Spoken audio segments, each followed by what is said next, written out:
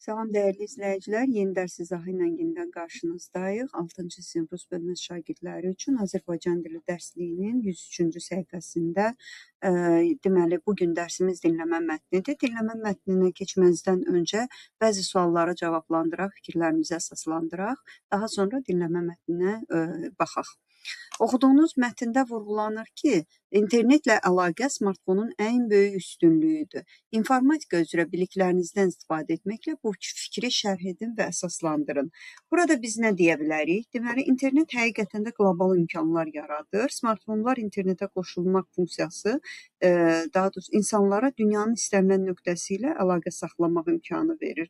Məsələn, sosial şəbəkələrdə elektron poçt vasitəsilə, video zənglər vasitəsilə insanlar həm şəxsi, həm də işgüzar əlaqələri davam etdirə bilirlər. Məsələn, bu platformalardan Facebookdur, Instagramdır, WhatsApp üzərindəndir ki, bunlar da WhatsAppdan üzərindən işləyir və insanlar bunun sayəsində əlaqələrini genişləndirə bilirlər. Və ya funksional tətbiqlər vardır ki, burada Google Map'dir. Maps vasitəsilə yolu tapmaq, bank tətbiqləri vasitəsilə ödənişlər etməkdir ki, bunlar da internet olmadan mümkün deyildir. Məsələn, əyləncə xarakterli deməli smartfonlardan istifadə üçün yenə də smartfonlar internet vasitəsilə əyləncə imkanları təklif edir. Filmlər, musiqi, oyunlar və onlayn yarışmalar da istifadələr üçün əyləncəni əlçatan edir. Məsələn, YouTube kimi platforma vasitəsilə istifadəçilər hər yerdə əyləncə məzmunlarından faydalana bilirlər. Sonra rahatlıq, funksionallıq baxımından da smartfonların internetə qoşulması onları bir çox digər cihazları əvəz edən universal vasitəyə çevirir. Məsələn, kameradır, kompüterdir, GPS cihazı kimi funksiyaları deməli tək bir cihazla, yəni bir telefonla, smartfonla əvəz etmək mümkün olur. Kameradır, kompüter, GPS cihazlarının funksiyaları tək bir cihazda, yəni smartfonda daşıya bilirik. Və məsələn, virtual köməkçilər ola bilər və bu ağıllı ev texnologiyaları evləri idarə etməyə, internetə qoşulması, daha doğrusu evləri idarə etməyə, evlərdə müəyyən funksionallıq göstərməyə yenə də bu tətbiqlər kömək olur. Daha sonra gəlin B tapşırığına baxaq. İnternetdən nə məqsədlə istifadə edirsiniz? Hansı texniki vasitələrlə internetə daxil olursunuz? Məsələn, mənim fikrimcə internetdən biz deməli bu suala siz daha doğrusu özünüz cavablandıracaqsınız. Çünki hər kəs özü internetdən nə məqsədlə istifadə etdiyini qeyd edəcəkdir. Ancaq hansı texniki vasitələrlə internetə daxil oluruq? Təbii ki, mobil telefon, daha doğrusu smartfonlarla, kompüterlərlə, planşet kimi gadjetlərdən istifadə edirik. C tapşırığına mobil telefonlar internet mətnini dinləyin və qeydlər götürün. Gəlin dinləmə mətnimizə keçid edək. Bəli, mobil telefonlar, internet. Tarixdə yazının meydana gəlməsi, kitab çapının ixtirasından sonra üçüncü informasiya inqilabı internetin yaradılmasıdır. 1969-cu ildə Amerikada alimlər strateji məlumatların saxlandığı bir neçə kompüteri vahid sistemdə birləşdirdi. Beləliklə internet meydana gəldi. O, hərbi məqsədlər üçün yaradılmışdı. Bunu qeyd edin özünüz üçün, çünki hərbi məqsədlər üçün yaradılmışdı. Lakin tezliklə aydın oldu ki, internetlə çox rahat bir şəkildə elektron məktublar göndərmək və məlumatları bölüşmək olar. İndi internet bütün dünyanı əhatə edən nəhəng bir sistemdir və ondan hamı istifadə edə bilər. İnformasiya texnologiyalarının inkişafı nəticəsində insanlar arasında ünsiyyət dəyişdi. Əvvəllər insanlar məktublaşırdılar, sonra teleqraf, telefonla əlaqə saxlayırdılar. Daha sonra internet meydana çıxdı və onlar elektron məktub, SMS yazmağa başladılar. Hazırda insanlar günün çox hissəsini internetdə keçirirlər. İşlə bağlı yazışmalar, xəbərləri oxuyurlar, əylənirlər, dostlar tapırlar. Müasir kommunikasiyanın əsasını sosial şəbəkələr təşkil edir. Sosial şəbəkə internet platformadır. Burada istifadəçilər bir-biri ilə ünsiyyətdə olurlar. İnternet bizə geniş imkanlar yaradır. İstənilən informasiyanı tapmaq, uzaq məsafədən ünsiyyət yaratmaq, onlayn təhsil almaq və s. Mobil telefonlarda internetin tətbiqi, yəni mobil internet əsas və əhatəli bir xidmətdir. Ağıllı telefonların inkişafı ilə bərabər internet resurslarının da mobil cihazlar üçün tətbiqi də dəyişib, inkişaf etmişdir.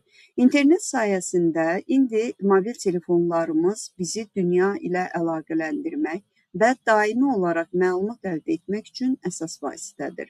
Mobil internet bu cihazların funksionallığını artıran bir elementdir. Ağıllı telefonların inkişafı ilə istifadəçilər artıq telefon poçtdan istifadə etmək, sosial şəbəkələr və messengerlə ünsiyyət saxlamaq, məlumat axtarmaq, eyni zamanda video oyun oynamaq və s. üçün internetdən istifadə edirlər. Bundan başqa internetdə bir sıra süni intellektlə təchiz olunmuş tətbiqlər, chatbotlar da var ki, onlar müştəri sorğularını ani mesajla cavablayır. Bu süni intellekt proqramları internetlə istifadəçi arasında interaktivliyi təmin edir. Bir sözlə, müasir dünya, mobil internet həm işdə, həm təhsildə, həm də məişətdə həyatımızın ayrılmaz hissəsi olub. Bəli, keçək növbəti tapşırıqlarımıza. Deməli, qeydlərimizi dinləmə mətnindən götürdük. İndi gəlin tapşırıqlara tətbiq edək. İnternet müasir insan üçün hansı imkanları yaradır? Təbii ki, bu sualın cavabı genişdir, lakin belə qeyd edə bilərik ki, insanlar elektron məktub, SMS göndərirlər, işlə bağlı yazışmalar, xəbərləri oxuyurlar, əylənirlər, dostlar tapırlar, sosial şəbəkələrdə bir-biri ilə ünsiyyətdə olurlar. Yazılı formada belə qeyd etdik. Deməli, internet müasir insan üçün hansı imkanları yaradır? İnsanlar elektron məktub, SMS göndərirlər, işlə bağlı yazışmalar, xəbərləri oxuyurlar, əylənirlər, dostlar tapırlar, sosial şəbəkələrdə bir-biri ilə ünsiyyətdə olurlar. D tapşırığında isə bizə deyir ki, dinlədiyiniz mətndə internetlə bağlı hansı mövzuya toxunulmayıb? Toxunulmayan mövzuya baxırıq. Deməli, internetin yaranması, bu haqda danışılır. Deməli, bu haqda danışılırsa, bunu bir dənə belə qeyd eləyək, götürmürük. Mobil telefonların internetə çıxışı, bəli, bu haqda da məlumatımız var. İnternetdə informasiya təhlükəsizliyi, bu haqda məlumat görmədim. İnternet və süni intellekt chatbotları, bəli, bu haqda məlumat var. Olmayan variantımız oldu C variantı. O zaman doğru cavabımız C variantı olacaqdır.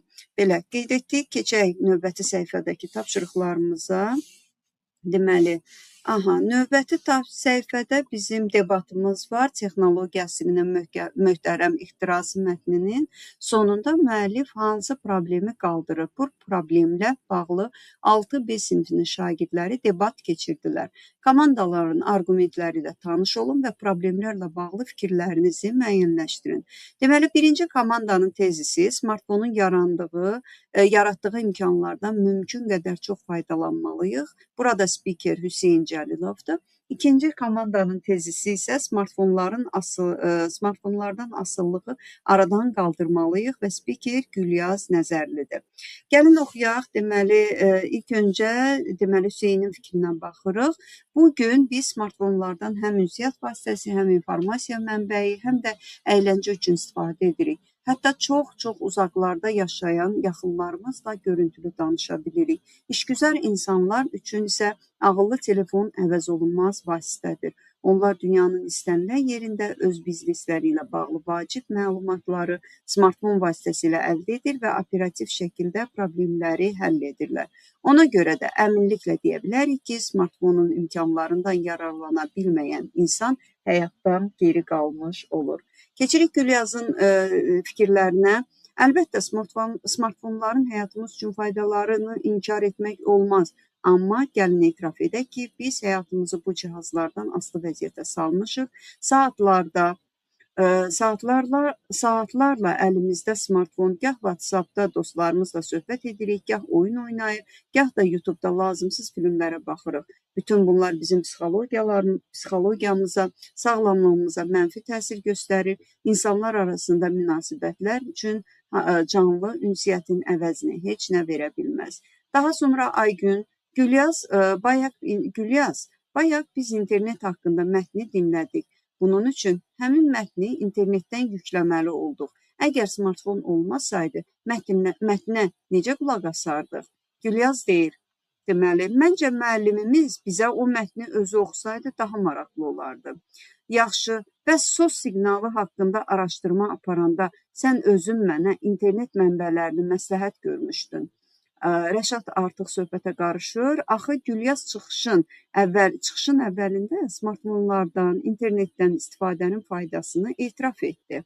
Söhbət telefondan asıllığın ziyanlarından gedir.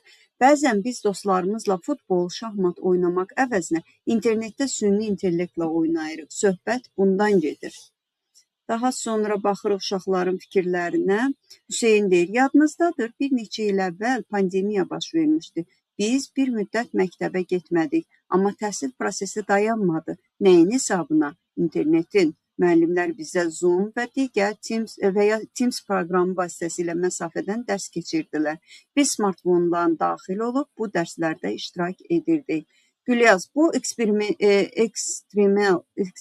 vəziyyət idi və həmin dövrdə internet texnologiyalarını köməyimizə gəldi. Amma mən esse yazmaq üçün internetdə chatbota müraciət edən sinif yoldaşlarımı başa düşmürəm. Ona görə də düşünürəm ki, smartfonlar bizi həm əqli, həm də fiziki cəhətdən tənbəlləşdirir, inkişafımıza mane olur. Gəlin, baxaq indi moderator deyir. Moderatorumuzun fikri görək nədir? Məncə çıxışları yekunlaşdırmaq olar. Hər iki komandanın argumentləri kifayət qədər inandırıcıdır. Əlbəttə, müasir həyatımızı smartfonsuz, internetsiz təsəvvür etmək mümkün deyil. Amma virtual aləm bizi real həyatdan uzaqlaşdırmamalıdır. Müəyyən mövzuda araşdırma apararkən internetlə yanaşı kitabxanaya müraciət etmək yaxşı olar. YouTube-da filmlərə baxmaq əvəzinə hərdən yığışıb bir yerdə teatra və ya kinoya getmək daha böyük zövq verər. Ona görə də internetin canlı ünsiyyəti məhdudlaşdırmasına yol vermək olmaz. Bəli, bu bizim debatımız idi. Burada isə sözlərin izahı var. Uşaqlar, tezis nədir? Doğruluğu sübut etdirməli. Deməli, doğruluğu sübut edilməli olan fikirdir. Zoom 2 və daha çox şəxsin məsafədən əlaqə yaratması üçün proqramdır. Teams də onlayn görüşlər, konferanslar üçün platformadır. Ekstremal adi şəraitdən fərqli, təhlükəli vəziyyətdir. Virtual isə fiziki baxımdan reallıqda mövcud olmayan bir anlama gəlir. Gəlin tapşırığımıza baxaq. Tapşırığında komandaların spikerləri öz tezislərini əsaslandırmaq üçün hansı argumentlərdən istifadə etdilər? Bəli, bu argumentləri artıq deyə bilərik. Hər kəsin öz argumentini deyə bilərik. Kimisi smartfonun, daha doğrusu internetin müsbət tərəfindən ümumi olaraq fikir belə alındı ki, internetdən müsbət tərəfə istifadə etməliyik. Ondan asılı olmamalıyıq. Yəni, canlı həyatdan, canlı ünsiyyətdən uzaqlaşmamalıyıq. Çünki canlı ünsiyyətin, belə deyək də, rolu əvəzsizdir. Daha sonra F tapşırığında debatla bağlı öz mövqeyinizi müəyyənləşdirin, fikirlərinizi əsaslandırmaq üçün əlavə argumentlərdən istifadə edin. Bəli, bu da sizin özünüzə, öz fikirləriniz üçün fikirlərinizi burada bildirəcəksiniz. Siz necə düşünürsünüz? İnternetdən asılıyıqmı? Bunun yaxşı tərəfi nədir? Pis tərəfi nədir? Öz fikirlərinizi qeyd edəcəksiniz. Uşaqlar, burada deməli A tapşırığına yenidən baxaq. 3A tapşırığında aşağıdakı tezislər üzrə debat keçirin, verilmiş suallara və struktura əsaslanın. Deməli, struktur bayaq gördüyümüz debat formasında olacaqdır. Yenə də burada birinci komandanın tezisi və ikinci komandanın tezisidir. Birinci komandanın tezisi uşaqlar üçün telefondan istifadəyə məhdudiyyət qoyulmalıdır.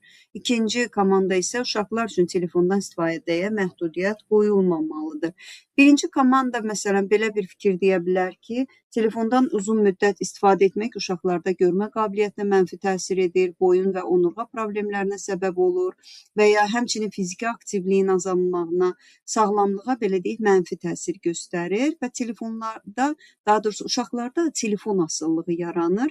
Bu diqqət pozuluna, stressə səbəb olur. Onlar dərslərə az vaxt ayırırlar. Bu zaman öyrənmə prosesimiz zərər görür. Deməli, həm oyun, həm də təhsil üçün telefondan istifadə zamanı balans yaratmaq vacibdir. Uşaqlar daha çox faydalı, yaradıcı və fiziki fəaliyyətlə məşğul olmalıdırlar. İkinci komandanın isə deməli fikrinə məhdudiyyət qoyulmamalıdır deyir. Telefonlar uşaqların deməli təhsilinə böyük töhfə verə bilər. Onlar öz fikirlərini belə əsaslandırır komanda olaraq. Onlar müxtəlif məlumat mənbələrinə, təhsil proqramlarına və öyrədici oyunlara çıxış edə bilərlər. Məhdudiyyət qoyulmaması uşaqların öz maraq dairələrinə uyğun biliklər kəşf etməsinə imkan yaradır. Deməli, müasir dünyada istifadə vacibdir. Daha doğrusu müasir dünyada texnologiyadan istifadə vacibdir. Məsələn, uşaqlar orada şəkil çəkmək, video montaj etmək və ya musiqi yaratmaq üçün tətbiqlərdən istifadə edə bilərlər. Telefon uşaqlara dostları, ailə üzvləri ilə əlaqə saxlamağa, yeni sosial dairələr qurmağa imkan verir. Hər iki komanda üçün belə deyək, təqribi cavab veririk və burada hər bir suallara baxaq, hər bir komandanın öz spikeri seçilməli. Burada. Gəlin aşağıdakı sualları cavablandıraq. Uşaqlara neçə yaşında telefon alına bilər? Təbii ki, 7 yaşından əvvəl uşaqlara telefonun alınması tövsiyə edilmir. 8-12 yaş və ya 13 yaşdan yuxarı uşaqlar isə bunun təbii ki, daha şuurlu, daha faydalı istifadə etməsini nəzərə almaq və hansı məqsədlə alınması və telefonun, smartfonun istifadəsi nəzərdə tutulursa, bunlara diqqət yetirmək lazımdır. Sonra şagirdlərə məktəbdə telefondan istifadəyə icazə verilməlidirmi? Burada da yenə fikirlərinizi əsaslandıra bilərsiniz. Bəzi qrup bəli, razıdır, verilə bilər deyirik və belə düşünürük ki, məsələn, bəzi tətbiqlərlə dərs prosesində mobil telefonlardan istifadə oluna bilər. Bəzən isə burada məsələn bir ayrı fikir ayrılığı yarana bilər ki, xeyr, yəni dərs vaxtı uşaqlar ancaq oxumaq, yazmaq, dinləmə bacarıqlarını inkişaf etdirməlidirlər, fiziki aktivliyi göstərməlidirlər, əqli aktivlik göstərməlidirlər, telefondan istifadə etməməlidirlər. Daha sonra uşaqlar hansı aplikasiyaları yükləyə bilərlər? Uşaqlar üçün əslində tətbiqlər çoxdur. Onların yaşına, marağına və ehtiyacına uyğun və təhlükəsizlik baxımından təhsil dəyərlərinə cavab verən proqramların yüklənməsi daha məqsədə uyğundur. Məsələn, Duolingo'dur, Khan Academy Kids kimi, ABC Mouse proqramları vardır, Draw and Tell proqramı vardır və bir çox təhsillə bağlı, oyunla bağlı, daha doğrusu bu təbii ki, intellektual oyunlar nəzərdə tutulur ki, bu oyunları, deməli, bu tətbiqləri yükləmək mümkündür. Yəni, onlar tövsiyə olunur.